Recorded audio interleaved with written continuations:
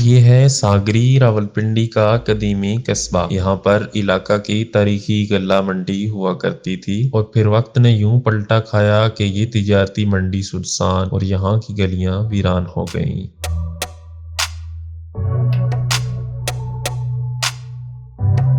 ساگری شہر کو راجہ ساگر نے 15ویں صدی کے اوائل میں آباد کیا۔ راجہ ساگر خان کو یہ سلطنت سکندر شاہ سوری نے جنگ جیتنے کی خوشی میں بطور جاگیر عطا کی تھی۔ راجہ ساگر کا مزار مقامی گاؤں موڑا وینس میں موجود ہے۔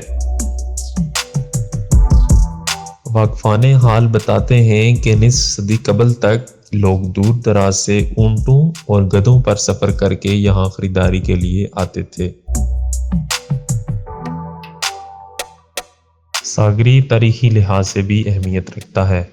قیام پاکستان سے قبل یہ علاقہ ہندوؤں، سکھوں اور مسلمانوں کا مرکز ہوا کرتا تھا۔ ساگری اور اس کے گرد و نواح میں ہندوؤں اور سکھوں کی عبادت گاہیں آج بھی موجود ہیں۔ ساگری شہر کے وسط میں 2 مندر بھی ہیں جو اپنی خستہ حالی کی کہانی خود بیان کر رہے ہیں۔